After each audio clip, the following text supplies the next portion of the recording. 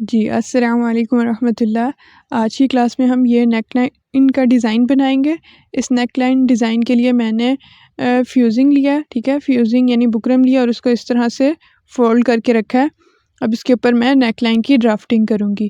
तो सबसे पहले स्टैंडर्ड साइज़ का जो नेकलाइन है उसकी विड्थ 6 इंचेस होती है, लेकिन यहाँ डबल फ़ोल्ड किया है तो हम 3 इंचेस पे मार्क करके यानी मेजरमेंट्स का हाफ़ कर लेंगे विड्थ में। लेंथ हम अपनी कंप्लीट 5 यहाँ रख रहे हैं। ठीक, और आप भी इसी तरह से 5 इंचेस पे रख के और 3 इंचेस इसकी विड्थ लेंगे डबल फ़ोल्ड करने के बाद 3 इंचेस। ठीक, इस तरह से बॉक्स बना लेंगे। इसके बाद जो है वो हम इस बॉक्स के अंदर 1 इंच की लाइन लगाएँगे राउंड शेप देने के लिए। ठीक, इस तरह से राउंड शेप देने के लिए आपने 1 इंच की लाइन लगानी है और उसमें इस तरह से राउंड शेप देनी है।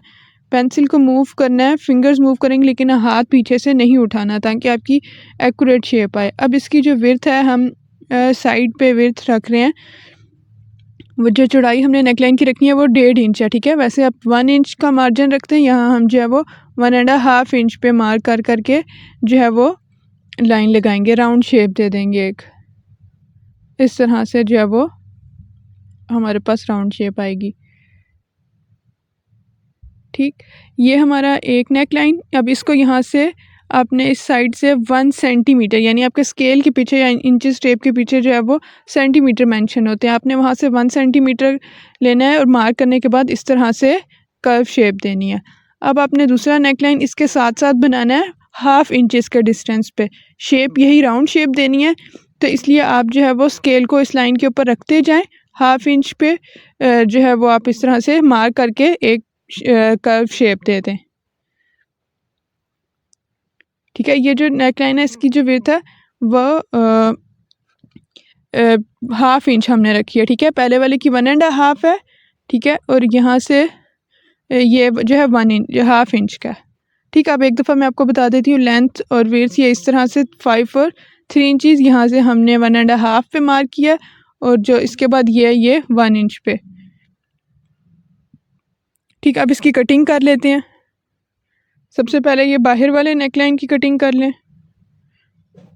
लाइन के बिल्कुल ऊपर ऊपर आपने कटिंग करनी है, अगर आपकी आगे पीछे थोड़ी सी हो जाती है तो आप उसको बैलेंस कर लें कट करके। ठीक, अब ये यहाँ से इस लाइन के ऊपर से कट हो जाएगा। ये एक नेकलाइन कट गया। अब इसके बाद हम दूसरे नेकलाइन की भी जो है वो प्रॉपर कटिंग कर लेंगे। जिस तरह से हमने कर्व शेप यहाँ से दी थी इसी तरह से कर्व करेंगे तो ये सेपरेट होंगे दोनों पीसेस, इस तरह से सेपरेट पीसेस हमारे पास आएंगे। ठीक है, और ये वाला जो है ये बिल्कुल कर्व में एक राउंड नेकलाइन बन के आएगा हमारे पास। और फिर अब हम इसको फैब्रिक पे पेस्ट करेंगे। ब्लू वाली साइड जो है वो बुकरम की अपने फैब्रिक के ऊपर पेस्ट करनी है इस तरह से, और 1/2 इंच कह लें या 1 सेंटीमीटर का साइड पे जो है वो स्पेस छोड़नी है आपने इस तरह से फ्यूजिंग के साइड पे।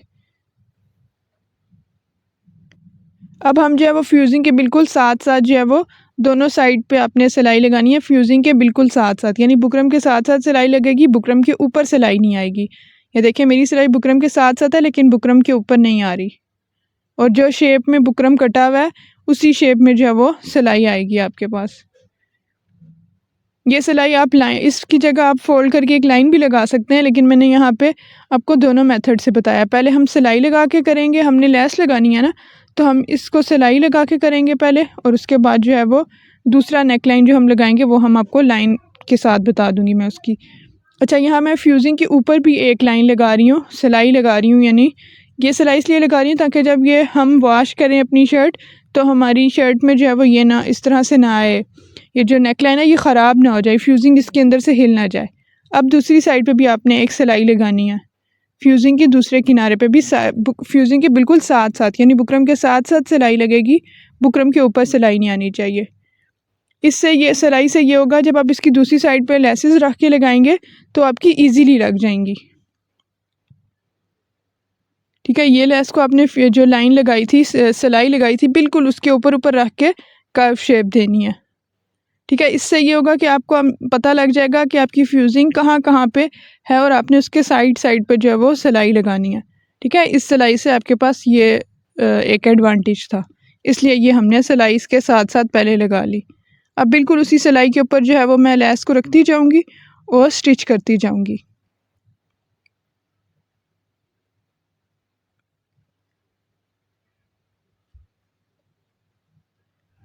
जी, ये हमारी जो है वो लैस लग गई है एक तरफ, ठीक है। इसी तरह से हमने बुकरम के दूसरे किनारे पे भी लैस लगानी है, ठीक है। ये जो साइड वाला किनारा है उस पे बुकरम के ऊपर जो सिलाई लगाई थी उस पे नहीं, इस सिलाई पे नहीं, जो साइड पे एंड पे आ रही है बुकरम के साथ उस पे सिलाई लगाएँगे। लैस की सीधी साइड नीचे करेंगे और उल्टी साइड जो है वो ऊपर की तरफ आएगी और बुकरम के बिल्कुल साथ-साथ जो हमने सिलाई लगाई थी उसके ऊपर ये लैस रख के हम स्टिच कर देंगे, ठीक है।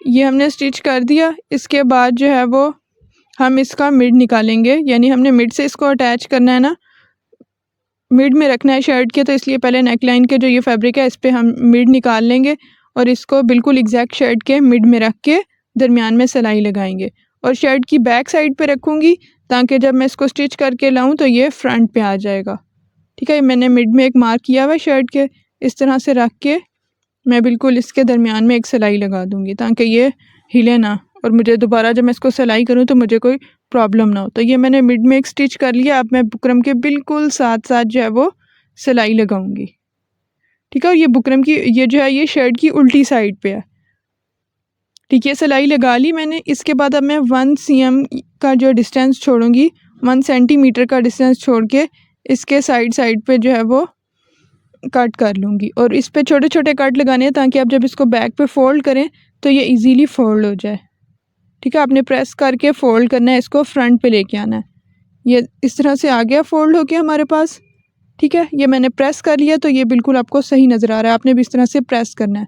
अब फाइनल जो है इसकी साइड वाली जो सिलाई है इसको लगा लेंगे, फैब्रिक को अंदर करते जाएंगे, जो एक्स्ट्रा फैब्रिक है उसको अंदर फ़ोल्ड करें और किनारे-किनारे पे बिल्कुल जो है वो एक सिलाई लगा लें।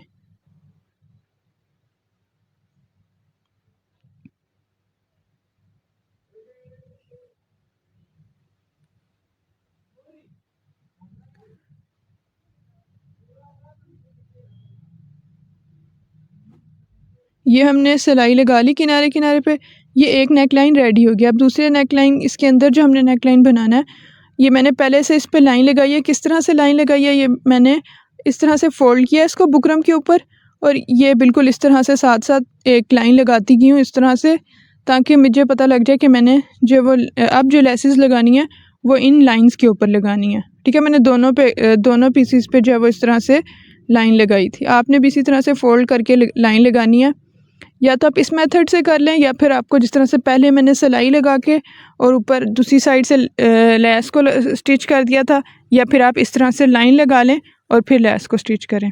अब लेस की सीधी साइड फैब्रिक की तरफ करेंगे और इस लाइन के एग्जैक्ट ऊपर जो है वो लेस को रख के सिलाई करना है ताकि आपको शेप का अंदाज़ा हो जाए। आपने इस शेप में सामने नेक लाइन को लेके आना है, ठीक है। अब बिल्कुल लेस के ऊपर किनारे पे मैं सिलाई लगाऊंगी, जो नीचे लाइन लगाई है मैंने उसके ऊपर जो है वो लेस रखूँगी।